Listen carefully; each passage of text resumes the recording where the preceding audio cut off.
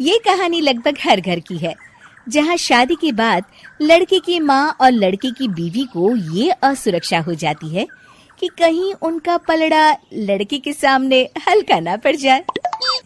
ऐसे में चालाक बहू सास को कैसे देती है जवाब, चलिए देखते हैं इस कहानी में। सौम्या और उसकी सास एक दूसरे से जलन की भावना रखती। दोनों के बीच सिर्फ कंपटीशन था कि आखिर शेखर है किसका। शेखर यानी सौम्या का पति और कंचन बहन का बेटा। एक दिन सौम्या अपने कमरे में शेखर से फोन पर बात कर रही थी। हेलो शेखर, मैं ना आज सारा दिन घर का काम काज करके थक गई हूँ। क्यों ना शाम को किसी क्लब में चले? Okay baby. कमरे के बाहर कंचन बहन सौम्या और शेखर की सारी बात सुन लेती हैं। बड़ी आई मेरे बेटे को लेकर क्लब जाने वाली। शाम को तो वो मेरे साथ मंदिर जाएगा।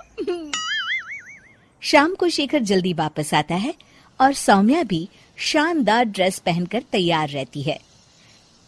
अरे शेखर बेटा, अच्छा हुआ तुम आ गए। बेटा लगता है मेरी कमर में लचक पड़ गई है। हाय मैं तो मर गई। अरे माँ, क्या हुआ?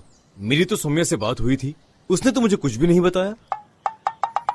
तभी शॉर्ट चमकीली ड्रेस में फुल मेकअप में सौम्या वहां आ जाती है। सौम्या, तुमने ये क्या हाल बना रखा है?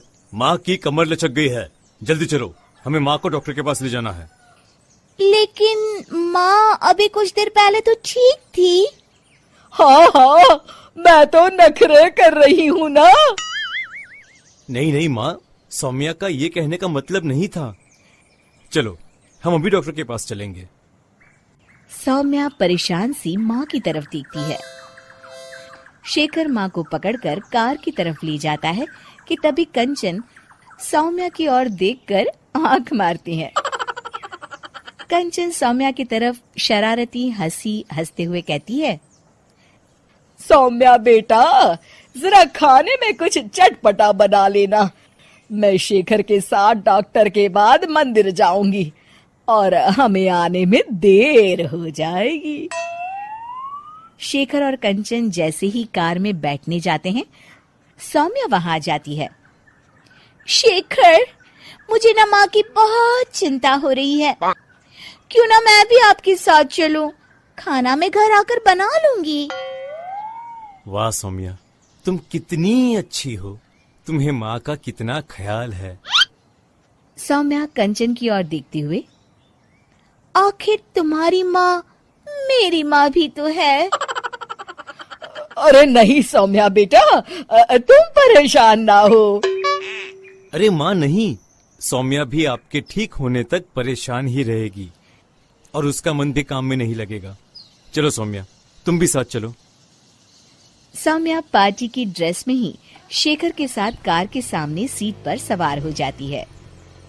कंचन रास्ते में कहती है, अरे शेखर, ये तो किसी चमत्कार से कम नहीं। क्या हुआ माँ? बेटा, मेरे कमर की लचक तो मानो गायब ही हो गई। सौम्या तो समझ चुकी होती है, लेकिन वो शेखर के सामने अनजान बन जाती है। माँ, ये तो सच किसी चमत्कार से कम नहीं। आपको तो ईश्वर का शुक्रगुजार होना चाहिए। शेखर, चलो हम माँ को सिविल लाइंस के हनुमान मंदिर ले जाते हैं। और देखिए ना, आज मंगलवार भी है। हाँ, क्यों नहीं। लेकिन सौम्या, मैं तो ऑफिस से सीधे यहाँ आ गया हूँ। मैंने तो हाथ मुंह भी नहीं धोए। मैं मंदिर कैसे जाऊंगा? कोई बात नहीं शेखर, मैं और माँ भगवान का शुक्रिया अदा कराएंगे। चलो अच्छा ही है, ये मेरे साथ रहेगी और मैं मंदिर के भी दर्शन कर लूंगी। रही बात शेखर की, तो अच्छा ही है। अगर वो मेरे साथ नहीं तो इस सौम्या की बच्ची के साथ भी नहीं रहेगा।